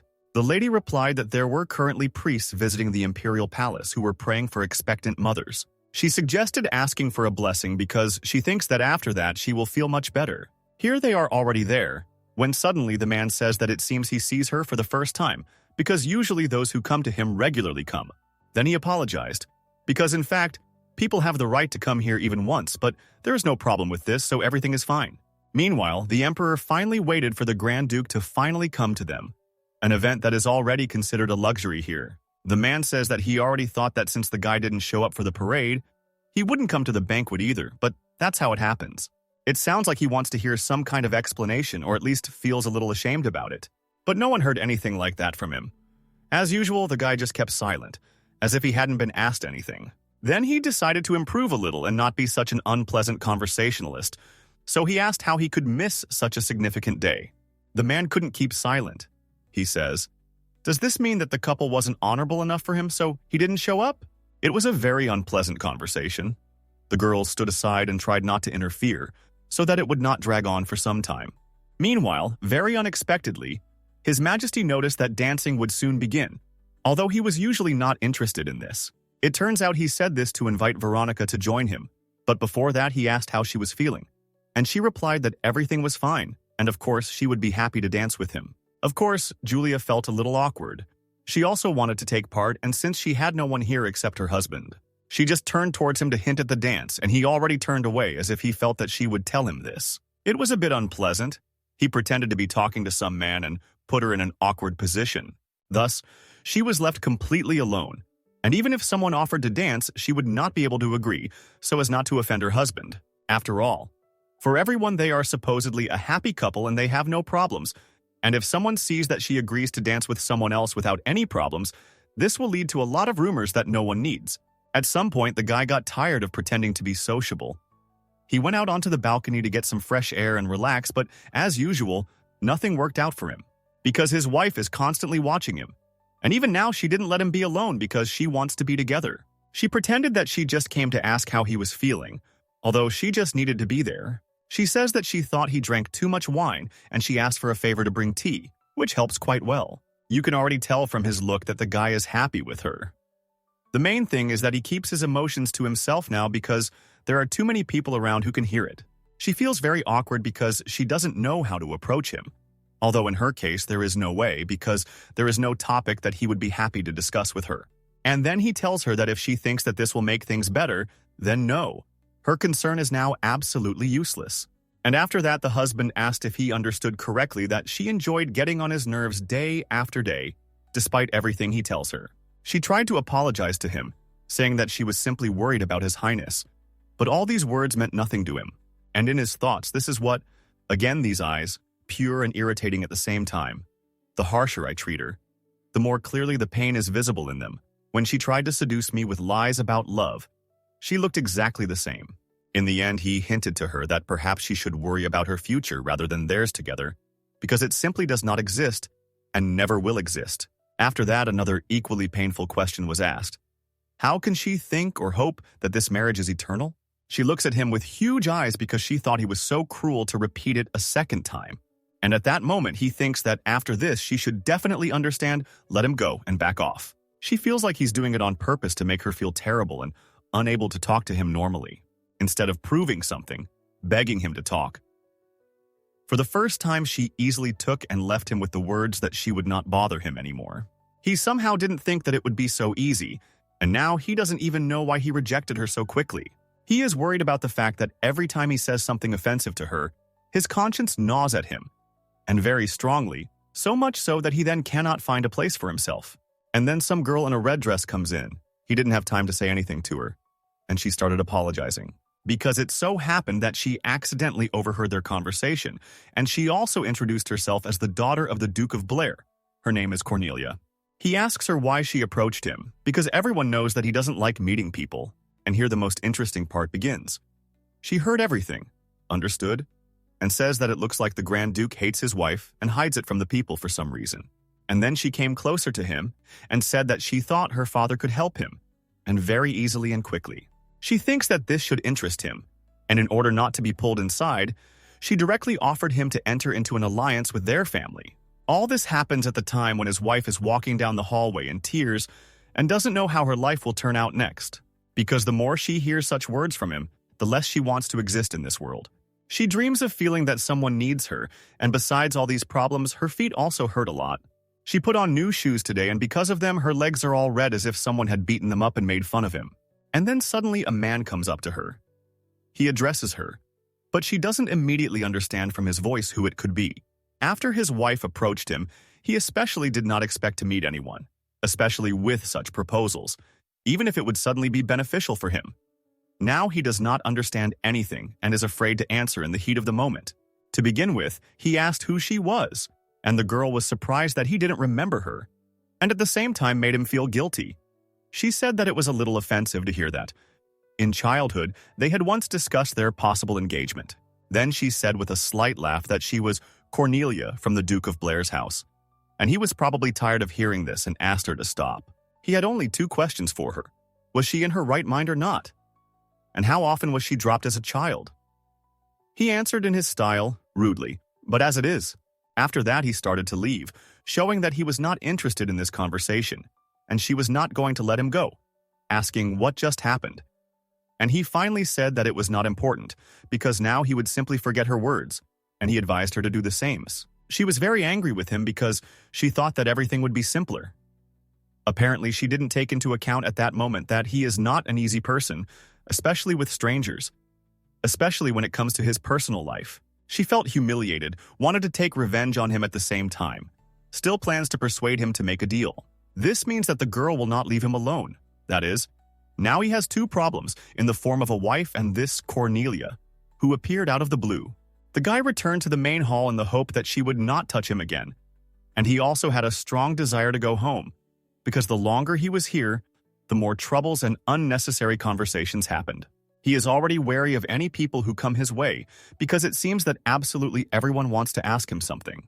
While he stands still and thinks about what to do next, his wife's phrase plays in his head that she brought him tea and just wanted to stand next to him. And after that, the most difficult thing began. He began to confuse all the people around him with her, even men. So much she apparently enchanted him with herself. He can no longer tell where she is and where strangers are. It is becoming simply unbearable for him to be here. And in general, he doesn't really like such events. Usually he found a way to leave early, but now he has no ideas. Then he admitted to himself that it seemed like he was starting to go a little crazy because this was no longer any good. Meanwhile, Julia is talking to the same guy she saw at the blessing, but she still doesn't understand what he wants from her. She never expected to see him here, and yet, somehow it just so happens that when she was sad, he appeared at the right time. Suddenly he says that he somehow felt that her foot hurt in the area where her shoes are, and this is absolutely true, although she did not even say it out loud. She started to say that everything was fine, and he shouldn't worry about it. But before she could even finish speaking, he was already starting to do something and asking her not to interfere. She felt terribly uncomfortable because he didn't owe her anything. And meanwhile, the guy says that he heals quite well with the help of holy power. So it's not difficult for him, and she may not think that she's bothering him in any way. He started doing something.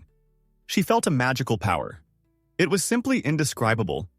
She will remember these feelings for the rest of her life. Literally, a couple of seconds passed and a real miracle happened. It was as if she hadn't been wearing heels all day. There was no trace of pain left. The girl says that nothing hurts anymore, and the redness on her legs is slowly going away, after which he says that he is very glad that he was able to help. After that, he asked to be allowed to take his leave, and she asked him to stay for 1 minute because she wanted to tell him something. She has only one question for him, whether they have met by chance before, because she has a feeling as if they even knew each other, to which he replies that it is quite natural that she does not remember him. And he also said this with a slight smile, after which she no longer feels so awkward and is not afraid that it sounded ugly on her part. It turns out that when he first saw her, she was a newborn baby, so it's only natural that she has no memories of him. Then he thought that she would be interested to know something else. He told her that when he saw her, he was 15 years old. When you often use holy power, it often affects your appearance, and he hopes that now she has no questions for him. It turns out that he is now 37 years old, although you can't tell at all, but his words made her think, since he saw her when she was a baby, he definitely saw her mother. So while there was an opportunity, she didn't miss it and asked the next question. What she was like, what they talked about, and what impression he had of her in general, as if she had forgotten that it was a long time ago. At this point, people started to leave the hall, which meant that the reception was over. Immediately after this, the Holy Father returned to the conversations and said that he was sure she had a lot of questions, but unfortunately, it was time for him to go, and with all due respect, he couldn't stay even a minute longer. Julia already thought that this was all, and at the end, he asked to allow her to say only one thing, that she was a very important person for him. The girl expected to hear anything, but not this. Now she will think about this until their next meeting. He also said that he would always wish her happiness and promised that they would see each other soon, although she had no idea when that would happen. Now she has even more questions for him.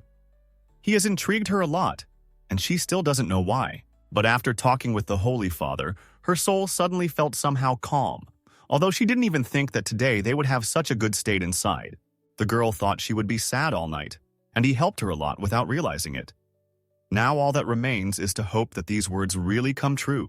Meanwhile, the next day has come. Today the weather is a bit windy, just in line with her state of mind. The leaves are falling heavily outside. There are more and more of them. It's even a little calming. Julia didn't expect anything like this today, but her father sent her some letter again. But she has no idea what it might be. He's probably writing again about how it's time for her to have a baby or mix in some potion. Since the foundation party, they haven't said a word to him. She doesn't understand just one thing. How can he demand a child, especially in such a situation? In addition to everything, her husband simply cannot tolerate her, and the father's demand is still very far away. They need to at least stop hating each other. The girl has no idea whether she will feel even a drop of joy if she somehow finds out that she is pregnant. Although this is impossible because her husband does not come into her bedroom, let alone anything more. She is absolutely sure about this, and so far, there are only problems in this relationship. Pregnancy is out of the question. She, like any other girl, wants the father of her child to be a man who loves her and makes her happy every day. But he is not that kind of man yet. He's still going somewhere today. He didn't even bother to warn me. Although what's surprising, as if it was ever different. The girl called her assistant Melissa out of habit, and then remembered that she had a day off today and that someone else was at work instead of her. This means she won't have anyone to talk to for the rest of the day, so she thought, why not go to the library and read some things? On the way, she was met by two maids. They greeted her, and Julia immediately recognized them. They were the same ones who had discussed her a couple of days ago. They hadn't even gone a little further when they began to talk, as if on purpose, about the fact that His Highness had just left the castle, and it was strange that the Duchess hadn't even seen him off. One of them asks if anyone would want to be seen off by a wife who was going to put some poison in their food, and after that they agree that everything is now clear. This relationship had no future and would never have any. At that moment, Julia finally realized that until the owner of the castle acknowledges her and treats her at least neutrally, the servants will follow him and treat her in exactly the same way. A feeling she is well familiar with from the Marquis's house. If His Highness himself ignores her, there's nothing she can do about it. She can only try not to take everything to heart. Here she is already in the library. It is very quiet here. You rarely meet anyone, just the kind of atmosphere that she needs now. Only in silence can she be alone with herself and hear her thoughts, which she can't hear when there's someone around. While she flips through the pages, she notices that she doesn't really read anything and tries to figure herself out. She is now completely confused inside. She really doesn't like this state. It only depresses her more and more. Julia changed her mind about staying here. She's already going somewhere. She probably came up with something. The main thing is not to do something that will only make the situation worse. Unsuspectingly, the lady opens the door, but it does not open, as if while she was reading the book, someone had locked it. It's very strange how this could happen. This has never happened before, and since it could have been done by one of the servants, it was probably those two maids who don't even hide their dislike for her. They definitely saw her going to the library. She really doesn't want to believe it. She has no other explanation for it. The lady starts to get angry. She knocks loudly on the door so that someone will definitely hear her, but she doesn't know yet how she will deal with this. This is already completely going beyond all boundaries. She feels that she has no authority here, because they are simply making fun of her like this, because they are sure that nothing will happen to them for it. There is still no one. She knocks even louder. There is also a feeling as if they are somewhere nearby. They hear everything and ignore, and maybe even mock.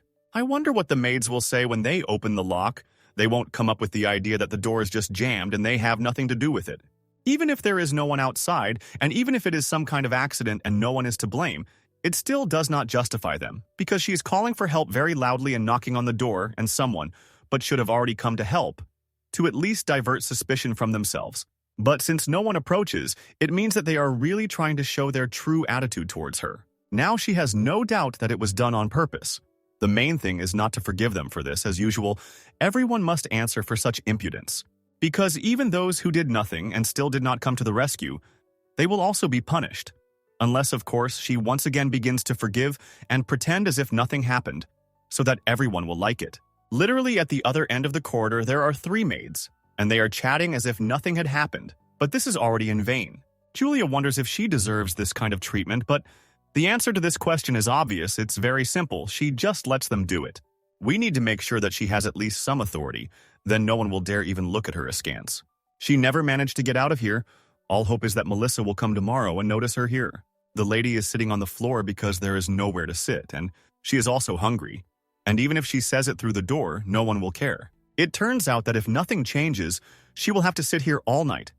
And it is still unknown what surprises await her next, because perhaps this is not all. The girl is trying to figure out whether she should tell her husband about this. He is unlikely to stand up for her. He will probably be only glad to hear that this was done to her. She doesn't even doubt it, not a bit. And then she had hoped that suddenly her husband would return earlier than usual, see that she was not in the room, think that something had happened and start looking for her. She could already imagine him bursting into the library, all angry and asking how long she had been sitting there.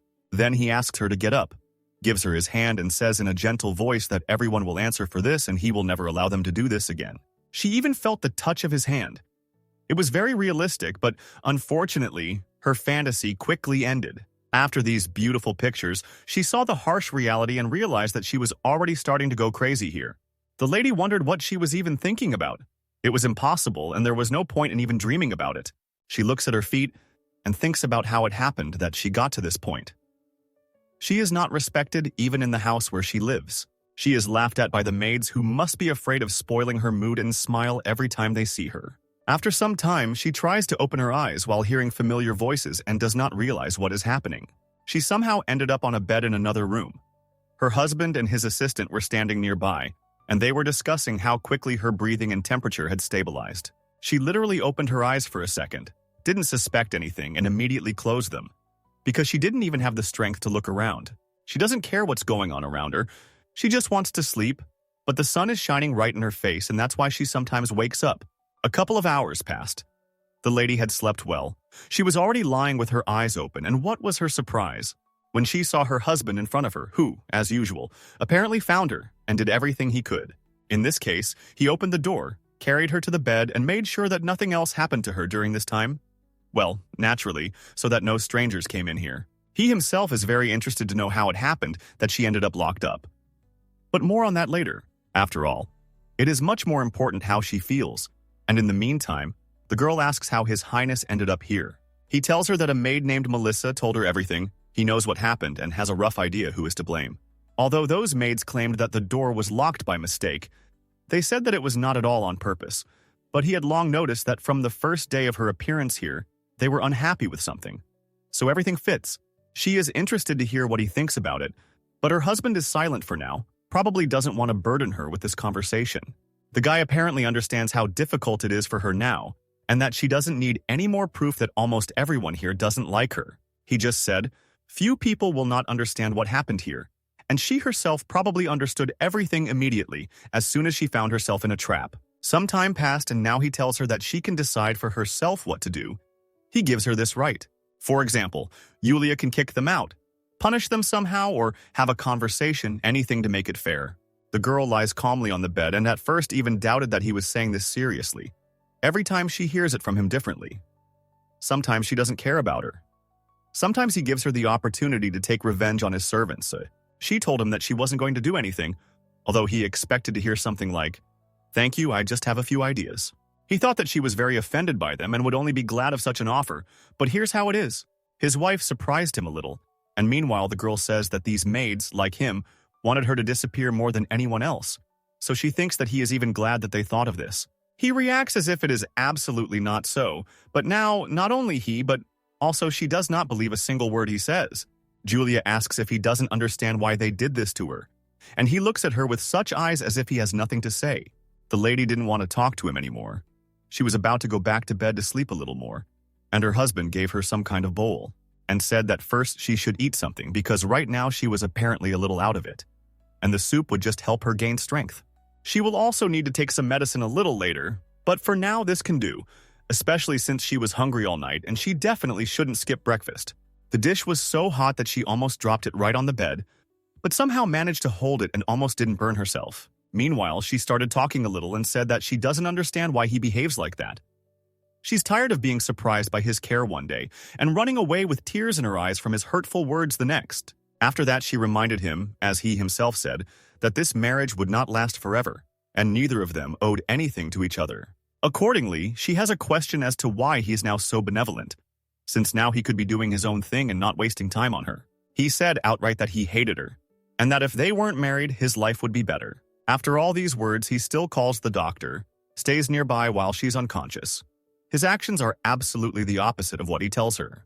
To which Fernand replied that he was still thinking about ending the marriage and that she had said everything correctly. Her feelings still meant nothing to him, but he himself doesn't know why he sometimes becomes so weak around her, especially lately. It was very unexpected to hear this from him. Julia does not fully understand what this means and is afraid, as usual, to unexpectedly hear something unpleasant about herself. She was so tired of crying that she just asked him to leave her alone, at least for a while. After that, she lay down on the bed, closed her eyes, and he obeyed her. After all, while she was in this state, they had nothing to talk about yet. Moreover, he himself understands that he has told her so many things lately that Julia herself no longer wants to see him, even when she really needs support. The guy very quietly wished her good night, and he returned to his assistant and thanked him for waiting for him. Then he thought, why put off until tomorrow?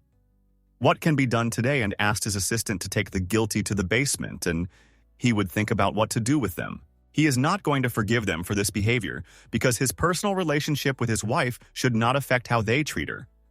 They work here and should treat both of them with equal respect. He won't allow them to treat the lady like that. They must know her place. Everyone who looked at her badly or said something offensive will answer for it. The guy realized that he was spending too much time on his work and had completely neglected the organization within the house. Some people used it, and this is what came out of it, but from tomorrow everything will change. He will very quickly restore order because he hasn't done this for a very long time. And now you can calmly go and rest. Today was a very hard day, especially before tomorrow. You need to get a good night's sleep. I am very pleased that the Duke has started to devote much more time and attention to his wife, although they are still far from an ideal relationship. The main thing is that the situation, albeit slowly, is still starting to change for the better. After the incident when she was locked in the office, the atmosphere in the ducal castle changed a little. For example, the girl sees all these maids for the first time today, since some changes have occurred, because her husband has seriously taken up this issue. His Highness fired all the servants who locked her in the office and severely punished those who saw and ignored it. Although she is not happy with this decision, it all happened because the girl again reminded herself how much His Highness does not want to hear hers. Today, he also only looks at the papers, and it seems he doesn't notice her. Another case when it is impossible to understand anything from his behavior. The girl asks if he's tired by any chance, and he also asks why she's asking about it, to which she says that he just looks too exhausted. Julia still feels like he is ignoring her. This is evident in almost all situations where they are forced to be together, such as during lunch. She understands that he is unlikely to talk to her, so she also sits quietly and tries not to look in his direction, so that he too would feel at least a little awkward. From this unpleasant environment, she even lost her appetite. The food didn't taste as it could have, and suddenly, as usual, Julia starts first. She says that although she promised that she would not bother him anymore, she really needs to ask him about something, namely, when he plans to divorce her because it will happen anyway, and she needs to be prepared and know when it will happen approximately. He reacted somehow strangely. The girl thought that this topic would be pleasant for him, but he seemed to be dissatisfied with something else. The guy asks why she is suddenly interested in this. Does she really want to run to the Marquis and complain that he does not treat her like a wife? To which Julia replied that in fact, she did not approach him with such thoughts at all. And then he says that she is an obedient daughter to her father. That is why he has no trust in her. None. It's very offensive to hear this. The girl didn't want the dialogue to turn out this way, but it is what it is. Meanwhile, the guy thinks that it is true. The woman in front of him is the precious daughter of the Marquis of Elodis, who got married against her will. He has no reason to worry about her or value her in any way. And in the meantime, he tells her that who knows, maybe she'll get some medicine again and try to slip it somewhere. It seems to him that the way he behaves with her, she fully deserves it. Supposedly, the wife does not deserve any other treatment. In that case, she has nothing more to do here. The girl got up and decided to leave because it is impossible to dine in the company of a person who says such things. She is already tired of all these sudden changes. Sometimes he is good, sometimes bad. Sometimes he is silent for days, sometimes he calls names. It is no longer possible. Her assistant immediately went after her because she understands her as a human being and cannot leave her alone. A couple of hours have passed since then. All this time, Julia sat in one place because she does not want to see or hear anyone. She feels so empty inside now that she could sit like that. Until the end of the day, she's just not interested in anything. Her husband has completely ruined her mood. He doesn't know how to choose his words and doesn't understand how much he hurt her with this. And the most offensive thing is that he doesn't even realize that Julia doesn't deserve such words. And in fact, she is much better than he can imagine. She is a very kind and good person who is constantly being set up. And that's why he has formed a false opinion about her. Melissa thought that she needed to distract the lady urgently, otherwise she would become depressed. She said that the bouquet that they had bought earlier at the market had wilted. These are not lilies of the valley, but she doesn't see anything wrong with replacing some flowers with others so that they don't get boring. The girl said that she was not against it in principle, but it was so casual, as if she didn't care. She looks like whatever happens now, she will simply not care, and will not care at all. The situation is not improving, so the assistant already suggests that she take a walk in the garden, especially since the weather outside is fine now. Surprisingly, Julia didn't even have to be persuaded. She immediately agreed. And since she doesn't talk, Melissa started talking about the fact that maybe, because winter is coming, the garden in the Duke's castle now looks a little sad. And after that, she asked if the lady would like to take on the arrangement of it, so that closer to spring it would become even more beautiful. She is sure that Julia will cope with this very easily and in the best possible way. The lady replied that she thought the butler would sort it out himself, because it was still unknown whether she would stay here until spring. Because that was a big question. They walked down the corridor and met two new maids, whom they had not yet met. They seemed very polite. Let's hope that it will continue like this. In fact, now Julia doesn't want to worry about anything anymore. Maybe because she was locked in the office. Or maybe because of Fernand's unpredictable behavior. Only one thing is clear. There is no place for her here. From this realization, everything around lost its meaning. No person would like to be in a place where he sees that no one is happy to see him. And even more so, where they are treated openly disrespectfully. Some time passed. The lady had already returned to her room, and while they were doing her hair, the assistant decided to ask what the lady had plans for today. She replied that she didn't even know what to answer. She would probably just read a book, to which the assistant said that then she could bring what she needed so that she wouldn't have to leave the room and waste time on it. Suddenly, another assistant comes in to say that the lady has a guest, although the girl was not expecting anyone. It was hard for her to even guess who it could be, so she didn't try to guess and simply asked Melissa to quickly get her in order. In the end, she didn't have to go down anywhere. The guest went up to her room, apologized for disturbing her, and then asked how she had been doing all this time. The guy says he only came in for a short while because the prayer period for Lady Veronica was over. Even though they are talking about some topic, it is clear that they are somehow embarrassed, as if they are not telling the whole story. Those confused looks are clearly saying something, but for now they continue to pretend to communicate simply because they have free time to do so.